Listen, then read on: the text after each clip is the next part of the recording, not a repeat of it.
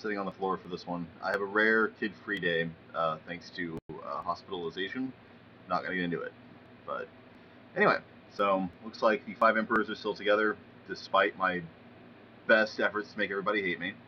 So now we're at the point when David has been clearly selected as the leader, which is great. That's actually ideal for me.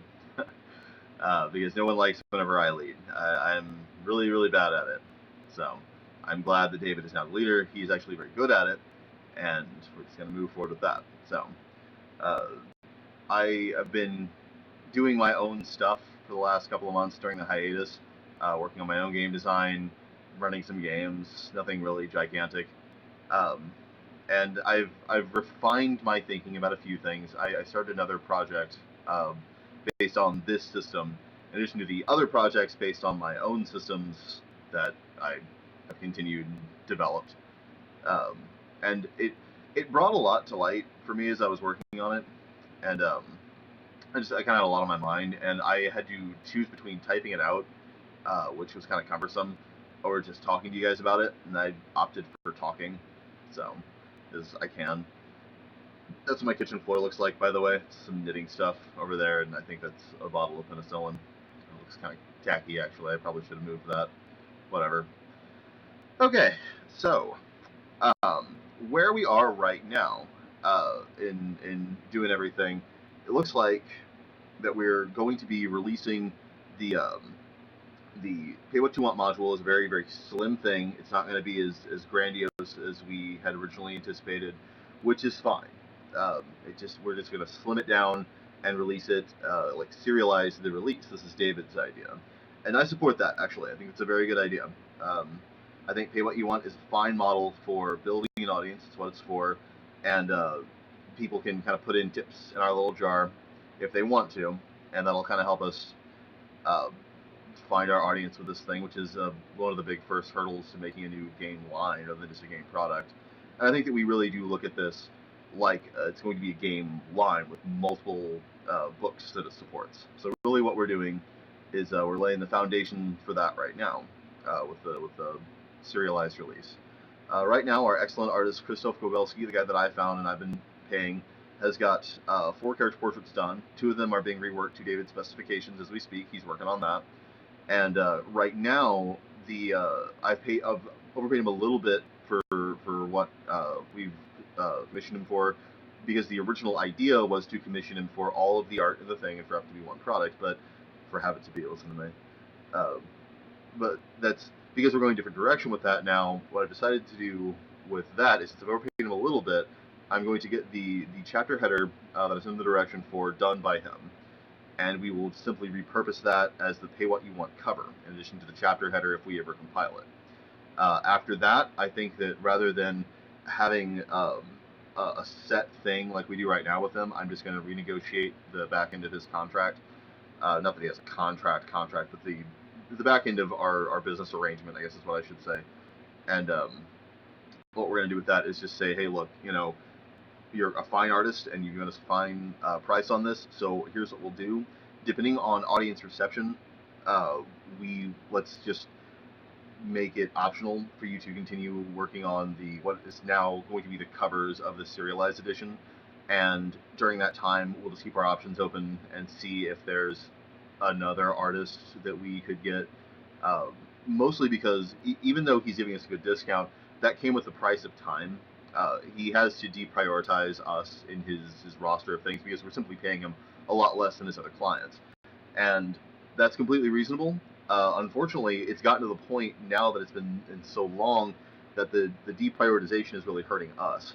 So if we allow him to keep his options open and, you know, uh, allow us a large amount of bargaining power, then I think that's probably best for everybody. So what's going to happen is, if it turns out that people love his art and that's getting books sold, then great.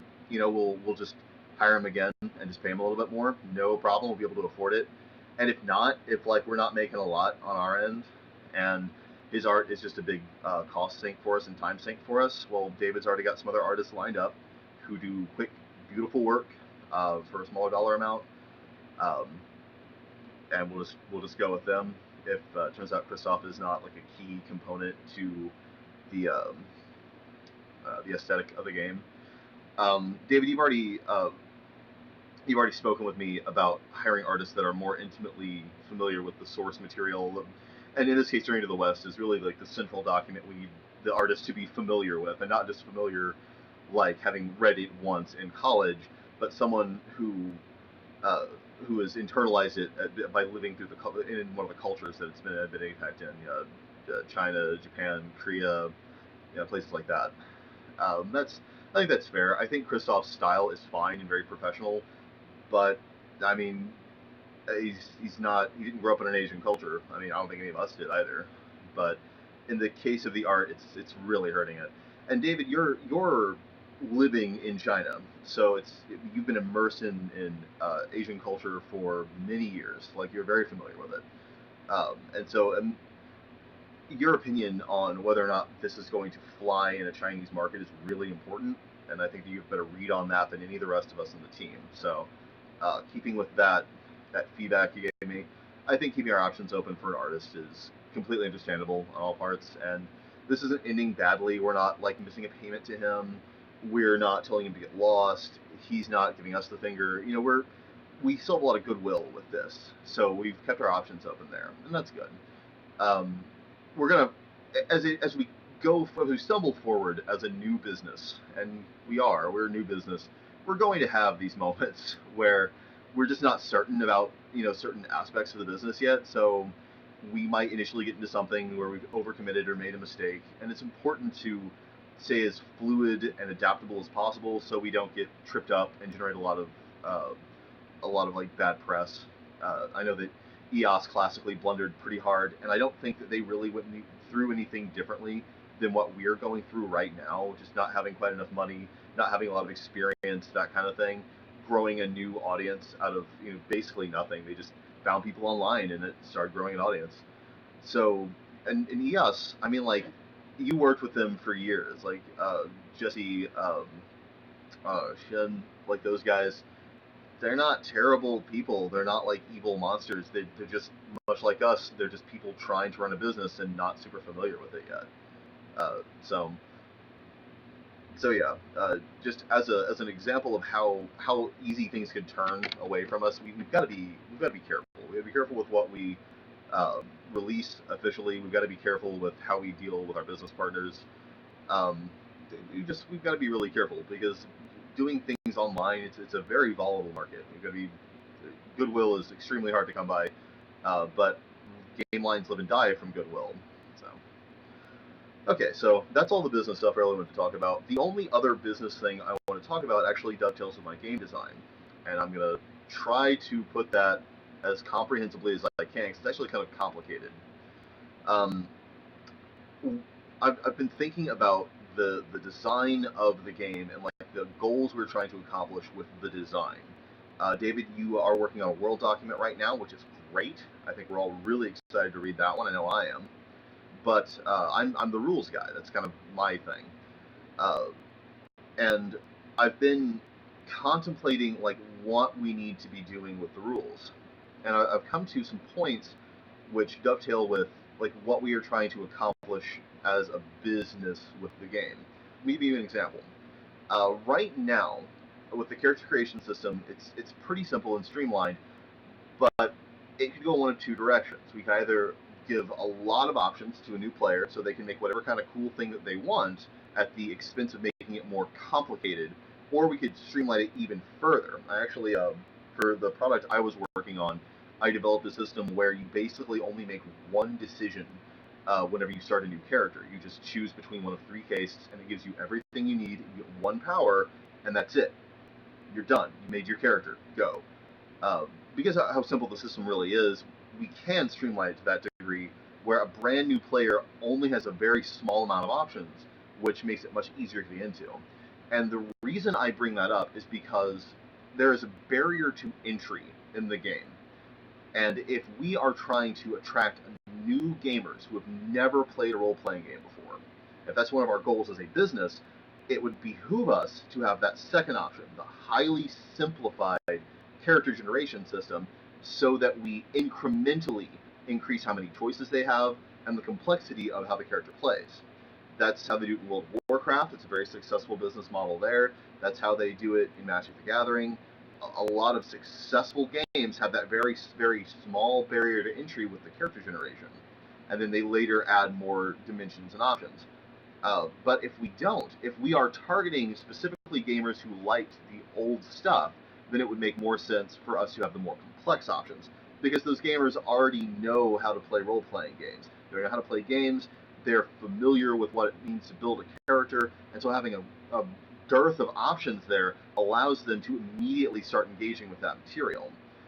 Which would make it a more satisfying experience for them. As a matter of fact, the Exalted fan base is a really good example of a big, and I don't want to say rich, but definitely a lucrative gamer base of people that are fine with generating a character. They'll sit there with the book in front of them and flip through and carefully choose options and spec it out as they want. That's that market exists. Those people are still buying games. Unfortunately, Exalted Third Edition did not scratch everyone's itches. I know I'm still pretty itchy about having an Exalted game, um, which, by the way, I've got some ideas for that too, but should probably do that in a different video.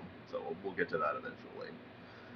So that's that right there. The things we're trying to accomplish with our game and our game line, and where they dovetail with the game's design.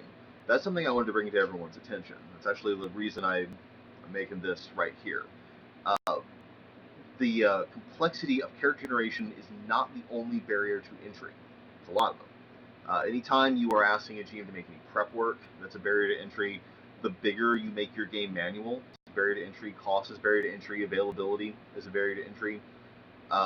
There's lots of places to look at it, and how we make the stuff, how big we make the books, how many options we put in, um, all that stuff, all of it is going to influence where the game will succeed, what markets it'll be better suited for.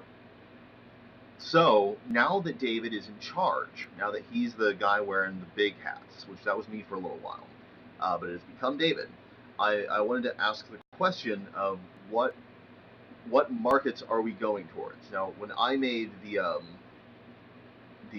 business goals forever ago, and I posted those up on the forums, one of the things that was a goal for me, and remains one of my goals with my game lines, which are separate from these, is to find new GMs and sell the books to them. Like, that's really the target audience for selling game manuals, is a game master.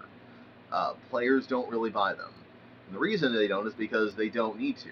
You play a game at the table. You need a character sheet and dice. You don't need a game manual. And so the only real way to make money consistently is to make books that a game master would reasonably want to buy. The core game books are the biggest sellers, and the reason for that is because you critically need them, and they give you all of the options for making your own game. And a lot of businesses go for like modules where they sell pre-made adventures or dungeons or settings, and they have some rules and in different classes and things like that. And those are neat. Those are good for giving game masters more options, but they never sell as well. And the reason they never sell as well is because they're optional. If you don't ever intend to go to Ravenloft in Dungeons and Dragons, if you're like, I don't like the vampire stuff, you're never going to buy the Ravenloft supplement. Similarly to Dark Sun, Dark Sun's a great setting in Dungeons and Dragons, unless you just don't care, in which case you're not ever going to go there, you're not going to buy the books. So I've been pondering that. Like, okay, so past the pay what you want, which is there to build our audience, and I think our model for that's fine. The serialized is probably the best way to go. And past the core game book, if we choose to make one, which I've got my reservations about making a core book. What else are we trying to sell? Like, where are we going to make money off of this? There are 4 of us, and we have artists with art. Artists are not in that talent pool. Like, none of us is an artist. I'm a game designer. David's big on setting material, and he's going to be handling the business side of this now. We all have our own contributions to make, but we don't have art, so we're going to have to pay for that if we want art in the books. So there's not going to be a lot of money. Now, I've already put in like over $400 of my own money to get art because none of us can do it. None of us will volunteer that very critically needed thing. I can't afford to do that anymore. Like, I don't mind raising a little more money and putting it in the line. That's fine. I intend to make money if I'm going to put money in, though. I mean, that everyone's agreed that that's reasonable. The $400 I've already put in, I pretty much chalked up as lost. That seems kind of grim, I understand. But the thing is, it's a very long-term investment at this point. I think the game line will eventually succeed, and therefore I will make more than $400 off of it. Okay, that seems reasonable, right? You know, that's just probably not going to happen realistically within the next 4 to 5 years. It's a very small return. Eh, I had the 400. Like, if I didn't, I actually had twice that. I wound up having to reinvest the other parts because I just had. I mean, like, the rest of this wasn't going anywhere. So I was like, well, I gotta do something with this money. So I did, and I actually invested it in some cover art for one of the games I'm making. And I do make my own games, guys. I'm going to be designing and releasing entire systems. So, you know, one of the things that's going to come up, and this is the other thing I wanted to bring up to you guys, is we're going to have to look at this less like a thing that's constantly making money for all of us, and more like a thing that's making money for itself. Again, I'm not in charge of the business side of things, but I am studying business, and the model I initially proposed isn't going to work because the business itself, the Five Emperors business, the thing that has a big pile of money for paying artists and paying for publishing and shipping costs and things like that, that thing has to have a big pile of money sitting there, and it can be invested in something that's very liquid or, you know, whatever, but it has to have that. If we just take whatever money comes in from whatever sales we make and immediately split that 4 ways and that's it, then I mean, we're not really, the business isn't going to succeed. It's just going to be us making a small amount of money.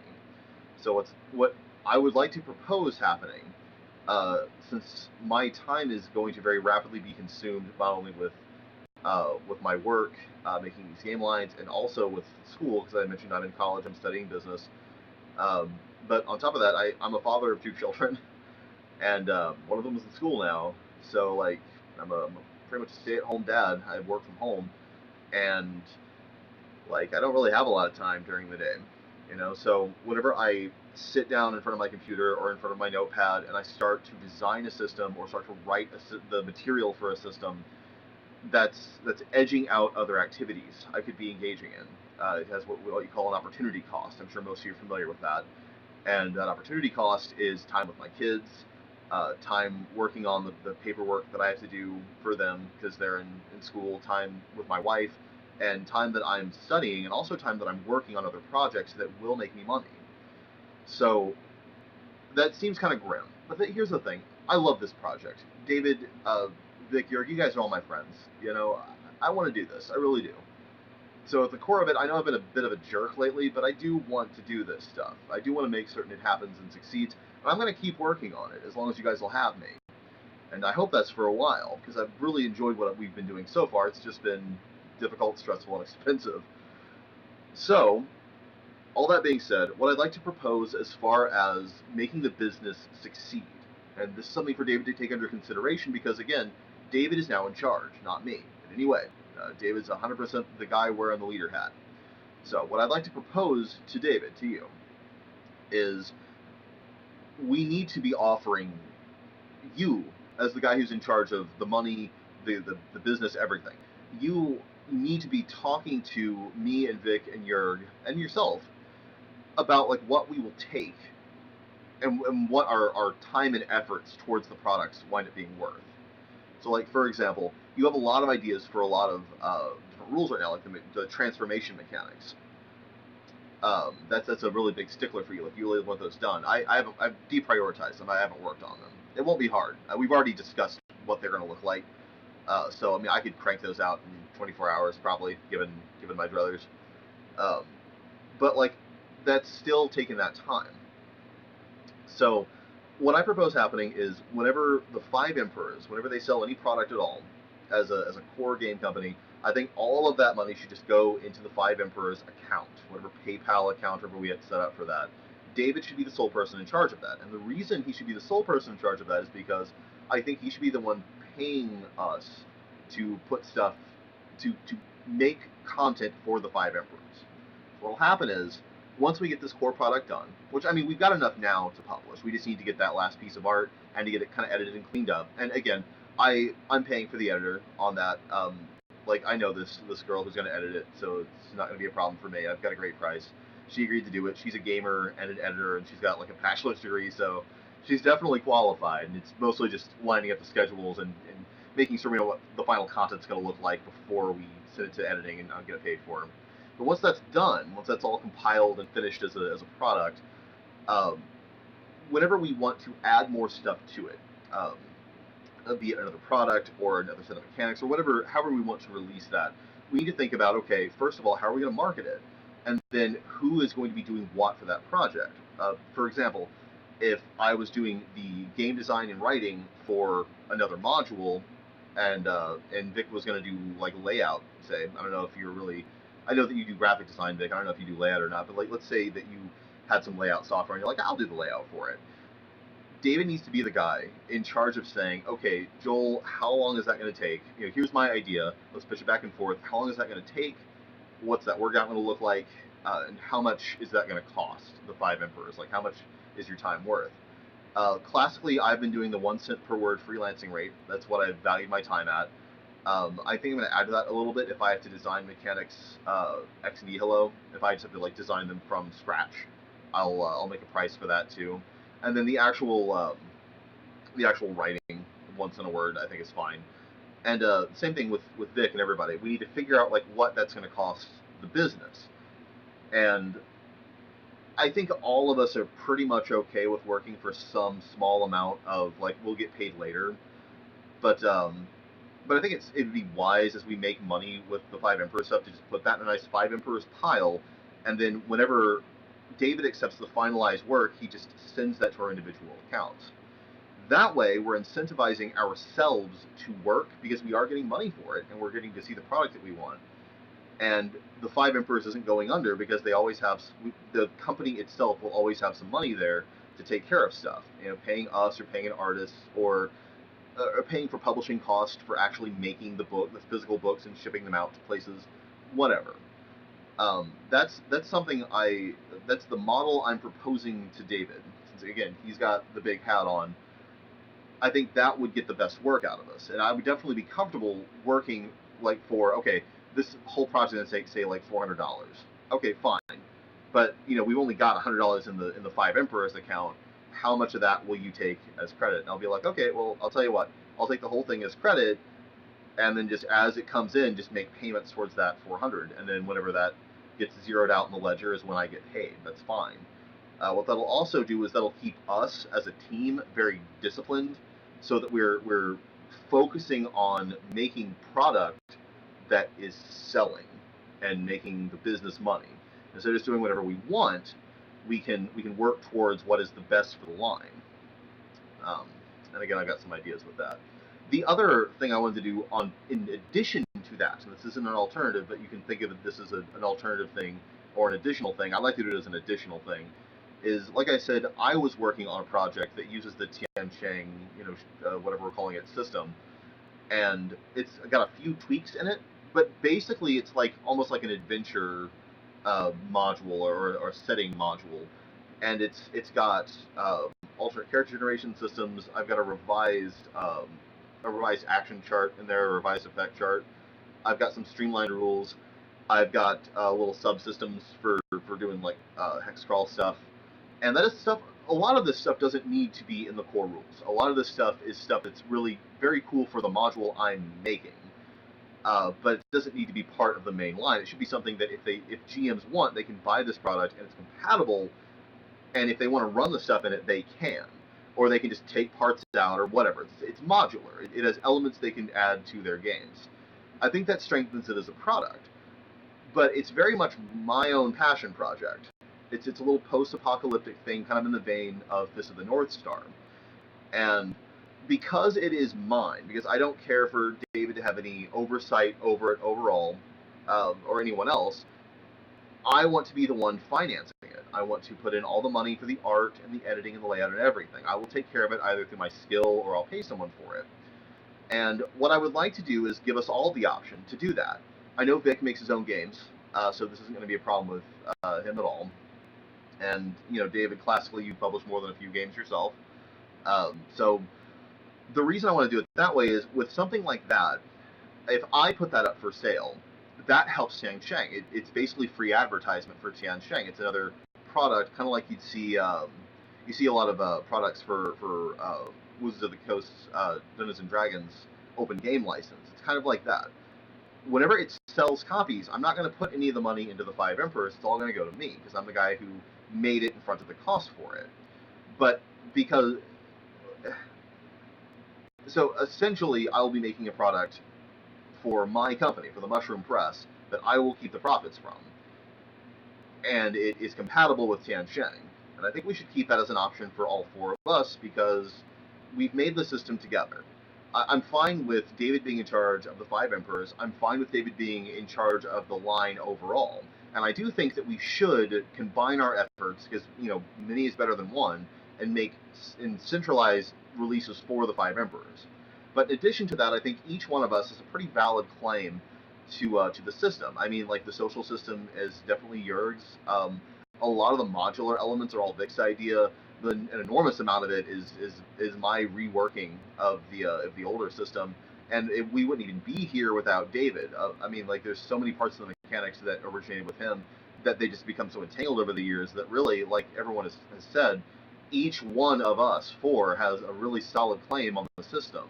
It's our work collectively, and although we didn't always get along making it, we did all make it together. It's you can't separate it. However, I think each one of us individually should be able to use the system in its entirety.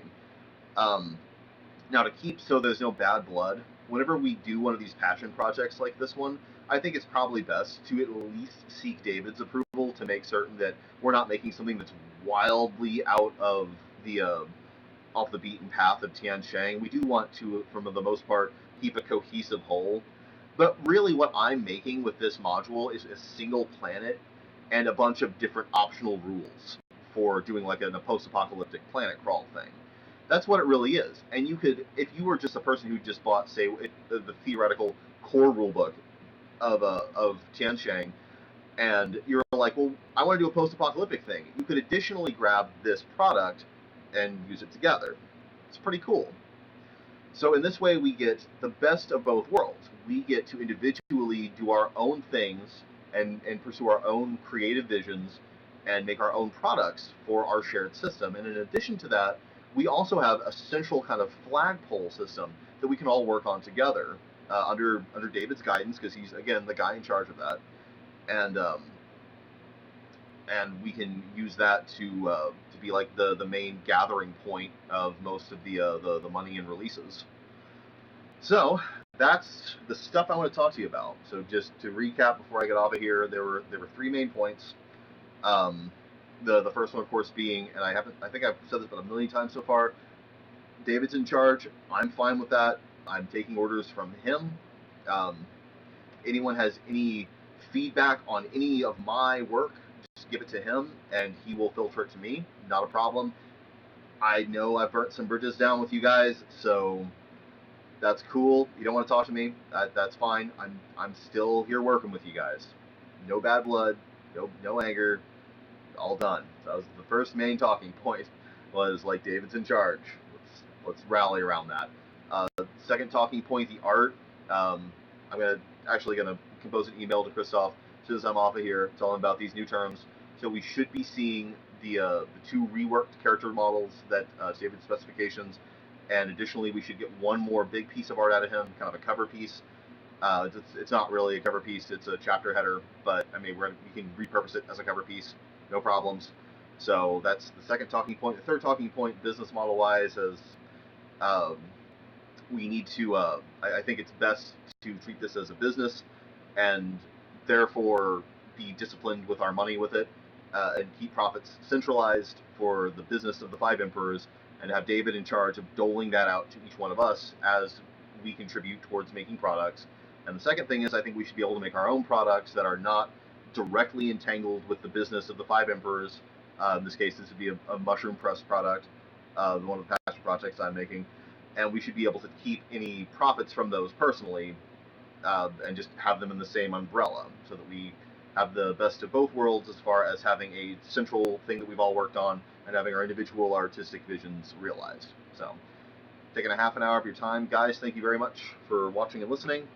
I'm going to compose that email, and then I will talk to you all again shortly, okay?